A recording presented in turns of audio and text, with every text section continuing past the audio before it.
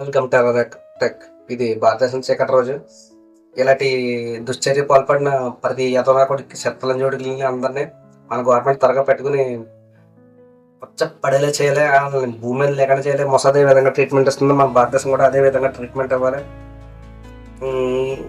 Treatment అదేవిధంగా ఎవడైతే public open స్టేట్మెంట్గా మాట్లాడుతున్నారో, ఎవడైతే ఎంత పొజిషన్లో ఉన్నా కానీ భారతదేశానికి ఒక దేశాన్ని పేరెట్టి మాట్లాడటమే ఏ దేశంలో ఇతర దేశాల గురించి మైకిల్ గారు పబ్లిసిటీగా మాట్లాడుతారు. ఇండైరెక్ట్గా నేను అలాంటిది ఒక బాధ్యతమైన పదవిలో ఉండి, ఒక మంత్రి పదవిలో ఉండి ఒక దేశ ప్రధానమంత్రిని విమర్శించే స్థాయికి, విమర్శించడం భయపెట్టి బ్లాక్మెయిల్ చేసే స్థాయికి మాట్లాడుతున్నారంటే వీళ్ళకు నరనరంలో ఉగ్రవాదం ఎంత బలంగా ఉందో మనం అర్థం చేసుకోవచ్చు.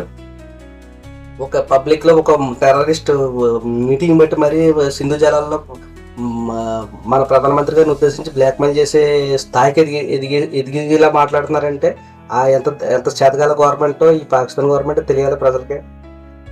అదేవిధంగా ఇలాంటి యథకోతలు కూర్చున్న వాళ్ళందరినీ భూమి మీద లేకుండా మన గవర్నమెంట్ కూడా త్వరగా చేయాలని ప్రజలందరూ విశ్వాసం, నమ్మకం. ఇప్పుడు కాశ్మీర్కి ఇంకో స్టేట్ రాష్ట్ర హోదా ఇచ్చి ఎలక్షన్ పెట్టడం కూడా కరెక్ట్ విధానమైన ఆ విధానాన్ని నేను అనుకోవట్లేదు. ఎందుకంటే ఎప్పుడైతే ఆ సీఎంలు వచ్చి అక్కడ పరిపాలిస్తారో వాళ్ళందరూ పాకిస్తాన్కి వెనకాల ఉన్న చెంచాగాళ్ళు. ఇలాంటి చెంచాగాళ్ళు ఏముందంటే ఆ దేశానికి సానుభూతితో ఉంటారు తప్ప భారతదేశం పట్ల గౌరవ విశ్వాసంతో ఉండరు. వీళ్ళకి భారతదేశం మీద నమ్మకం రావాలంటే 10 సంవత్సరాల వరకు దాన్ని కేంద్ర పాలక ప్రాంతంగా ఉంచి మన గవర్నమెంట్ పాలించి, మనం ఇక్కడ జరిగిన సంక్షేమ పథకాలు, ఇక్కడ జరిగిన రిజర్వేషన్లు అన్ని వాళ్ళకి కల్పిస్తే వాళ్ళ డెవలప్మెంట్కి ఎదుగుదలకు ఉపయోగపడితే అప్పుడు భారతదేశం మీద ఇలా ఉంటే ఇలా పోవాలి, ఇంతకుముందు మనం నరకం అనుభవించామనే ఫీల్ వస్తుంది. వచ్చిన తర్వాత అప్పుడు కూడా వాళ్ళకి సీఎం సీట్ వెళ్ళకంటే అక్కడ అసెంబ్లీ సీట్లు తగ్గించి జమ్మూలో అసెంబ్లీ సీట్లు పెరిగేలా చేసి అప్పుడు మన భారత్ అంటే ప్రేమ ఉన్న ముఖ్యమంత్రిని అక్కడ ఎన్నుకునేలా చేస్తే అప్పుడు కాశ్మీర్ డెవలప్ అవుతుంది. దాని త్వరగా భారతదేశంలో కూడా ప్రతి రాష్ట్రం ఒక పట్టుకొమ్మల్లాగా ఉంటాయని నా నమ్మకం. అలా కాకుండా ఈ తుక్కుడే బ్యాచ్ మళ్ళీ సీఎంలు గీఎంలు అవి మంత్రులు అయితే వాళ్ళందరూ మళ్ళీ పాకిస్తాన్కి అనుకూలంగా ఏంటంటే గవర్నమెంట్ ముఖ్యంగా పెట్టవలసిన ఏంటంటే వాళ్ళ వెనకాల నిఘా కూడా పెట్టాలి. ఎవడైతే ఇతర దేశాలతో ఇల్లీగల్గా మాట్లాడి కాంటెస్ట్ పెంచుకుని వాళ్ళకి అనుకూలంగా మాట్లాడుతున్నారో అలాంటి వాళ్ళందరి మీద దృష్టి పెట్టి అలాంటి వాళ్ళు కూడా ఈ భూమి మీద దేశద్రోహ కేసు పెట్టి వాళ్ళని కూడా గొప్పలో పడితేనే వాళ్ళకి తిరగరాదా భయం. అంటే కాశ్మీర్ ప్రశాంతంగా ఉండాలంటే అసెంబ్లీ సీట్లు కాశ్మీర్లో తగ్గిపోవాలి, జమ్మూలో పెరగాలి. తర్వాత భారతదేశం అంటే ప్రేమ అభిమానం, ఇష్టం, ఫ్యాషన్ ఉన్న వాళ్ళని ముఖ్యమంత్రిగా చేస్తే అప్పుడు భారతదేశం ఏంటంటే జమ్మూ కాశ్మీర్ కూడా ప్రాంతం కూడా ముందుకెళ్ళే అవకాశాలు ఉంటాయి.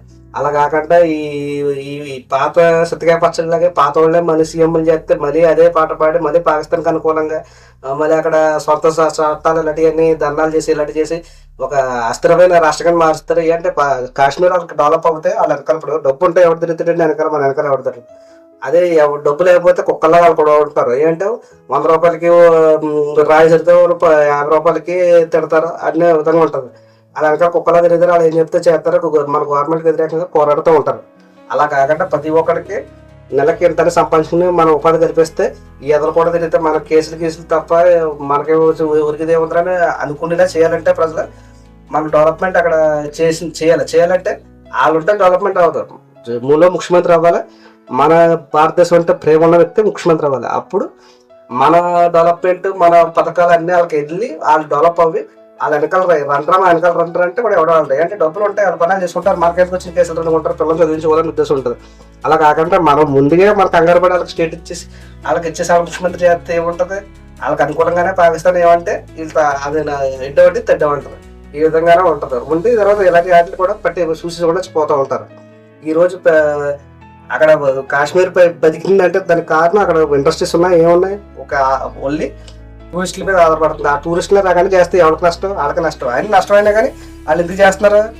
ఇది ఎప్పుడు మా వరకు ఉందా నిండిపోవాలి, మా వరకు ఉండాలి, ఇది సపరేట్ దేశం అవ్వాలన్న ప్లానింగ్లో ఉన్నారు కాబట్టి అలాగే చేస్తున్నారు. అదే వాళ్ళు అది యూనియన్ టెరిటరీ చేసి జమ్మూలో ముఖ్యమంత్రిని చేస్తే మన దేశస్తుడు అవుతాడు కాబట్టి, మన దేశం మీద ప్రేమ ఉంటుంది కాబట్టి ఒక డెవలప్మెంట్ పెరిగి ఒక నమ్మకం పెరిగి అక్కడ డెవలప్మెంట్ అవుతుంది.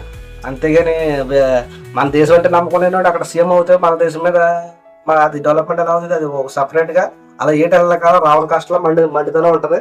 ఈ మన టూరిస్ట్ లెవెల్లో ఏ విధంగా జరుగుతూ ఉంటుంది ఏంటి, వాళ్ళు టూరిస్టులు డబ్బులు కోల్పోతారో తెలిసి కూడా ఇలా చేస్తున్నారంటే దానికి అర్థం ఏంటంటే వాళ్ళు భారతదేశం మీద నరాలను అసలు పెంచుకుని ఉన్నారు. అలాంటి వాళ్ళు మనం ఎంత డబ్బు పెట్టినా కూడా వాళ్ళు వేస్ట్ కుక్కతో కొంకర అన్నట్టే ఉంటుంది. ఎప్పుడైనా కుక్కతో నిప్పరంగా అవుతుంది. ఈ ఎదలు కూడా అంతే. ఎప్పుడైనా కానీ మన కాశ్మీర్ డెవలప్ అవ్వాలంటే అక్కడ వాళ్ళ గవర్నమెంట్ కాకుండా భారతదేశం అంటే ఇష్టమైన గవర్నమెంట్ ఉండాలంటే జమ్మూలో సీట్స్ పెరగాలి, కాశ్మీర్లో సీట్స్ తగ్గాలి. ఆ విధంగా ఇన్ని సంవత్సరాల తర్వాత మన బీజేపీ గవర్నమెంట్ ఎంత మేలు చేసింది. కాదు ఉపయోగం ఏముంది, బూడిదలో పోసిన పన్నీర్లా అవినట్టు కనపడుతుంది.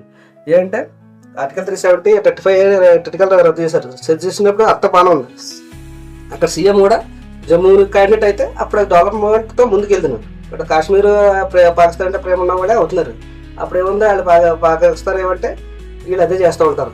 అక్కడ టెర్రరిస్టులు వచ్చినా వీళ్ళు పట్టి చూసి వదిలినట్టుగా పోతూ ఉంటారు. ఏమైతే అదొక సింపుల్గా 2 సానుభూతి చేసి పక్కపోతూ ఉంటారు. ఇలాంటివన్నీ మనం అరికట్టాలంటే ముందు మన జమ్మూలో అసెంబ్లీ సీట్స్ పెరగాలి.